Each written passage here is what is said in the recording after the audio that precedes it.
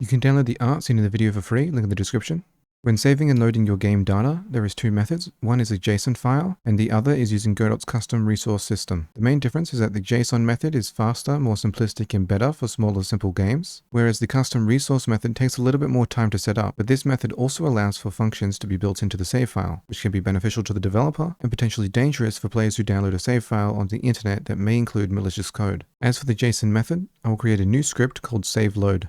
Inside, we will define a constant that will hold the save file location. There are two directories that you can use. These include user and res. User is your computer's user data folder, which when the game is exported allows for read and write actions by the game, whereas with res, this is the game resource folder or your game's files, and when the game is exported, the folder becomes read only, which is bad for a save system that operates during a game's runtime. Next, we will define a dictionary for all the contents that we want to save. This variable is very important as it will house all the data to be saved, meaning that you must update this variable before you start saving the game as to ensure that the data is up to date. Next, we will create two custom functions. One is for saving and another is for loading. Inside the save function, we will create a variable called file and have it open the file location in the write mode. Keep in mind that if the save file does not exist, Godot will automatically create a file in that place with the required name. Next, we use store var to save the contents to save variable inside the save file. We make sure to duplicate the contents to save dictionary to ensure that we are copying the data rather than using the original directly. Finally, we use file.close to close the file after we have written the data to it.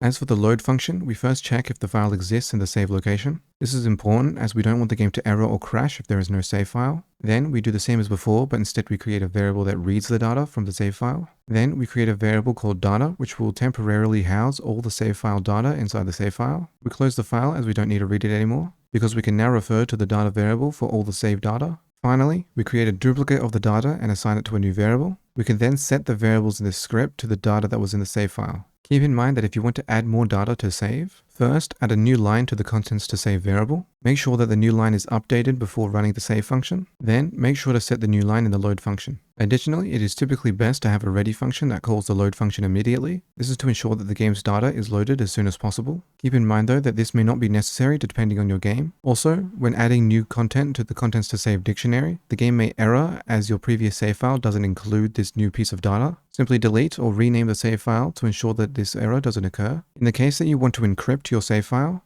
in the file variable for both the save and load function, replace the open with open encrypted with pass, and add a string to the end of the function brackets. This string will be required if someone wants to decrypt the save file. Keep in mind though that this encryption isn't the best and can still be brute forced by people. Now to activate the save and load functions from any script within our game, first go to Project Settings, Globals, and hit the folder button. Select the save load script and press add.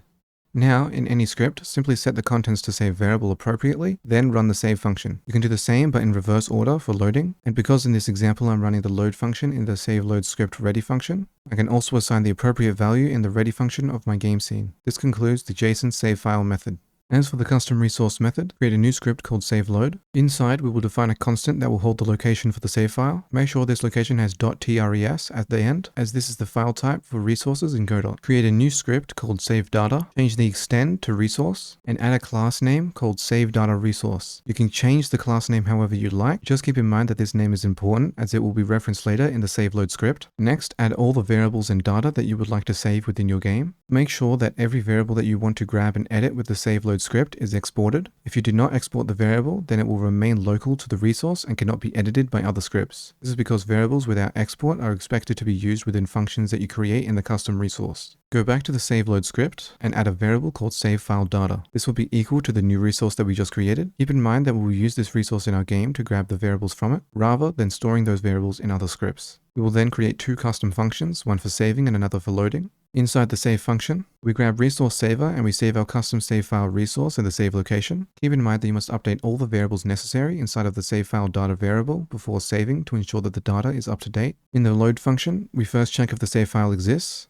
Not doing this when the player hasn't saved before will cause an error and crash the game. We then make the save file data variable equal to the resource loader with the save location. We also make sure to use duplicate with true. This ensures that the save file data is equal to a copy of the loaded data, rather than sharing the data, which could cause errors. I will also call the load function inside the ready function, although you may not need to do this depending on your game. If you would like to encrypt the save file, you must do an amalgamation of this custom resource method with the JSON method. First, remove all the code from both the save and load function. Change the save location file type from TRES to .json. Then, in the save function, we first open the file location with the encryption key. You can make this encryption key any combination of characters. Just make sure that the key is the same in both the save and load functions. Next, we create a variable that will hold all the data that we want saved. This is a dictionary, and we will need to create an entry for each variable that we want saved from the save file data resource. We then need to convert the data dictionary to a JSON file using stringify. Finally, we store the JSON information inside of the file we opened previously. Then we close the file. Inside of the load function, we first need to check if the file in the correct file location exists. If so, then we need to open the file in the correct location with the correct encryption key.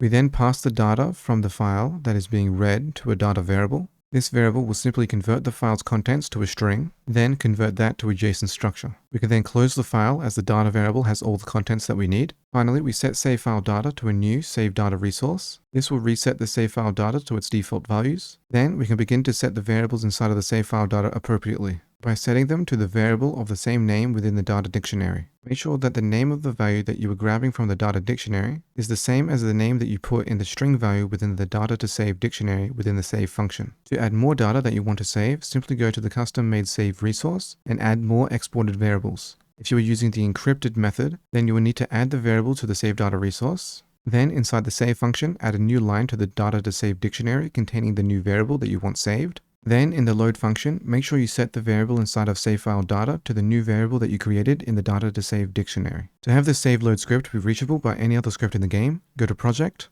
Project Settings, Globals, hit the file icon, select the save load script, and press Add.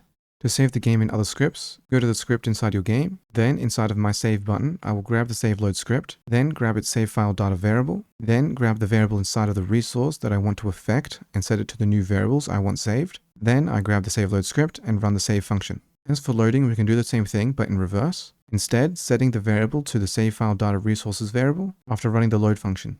Additionally, because we are loading the game in the ready function, we can also update the variable inside of the game scene in the game scene's ready function. An extra thing that can be done very easily with the custom resource method is that we can set the save file data variable to a new save data resource. This can be useful for save data referring to the settings of your game, especially when you have a reset to default button. Just make sure that you save the file after you reset them to avoid the situation where a user resets their data and they either close the game improperly without saving or if the game crashes.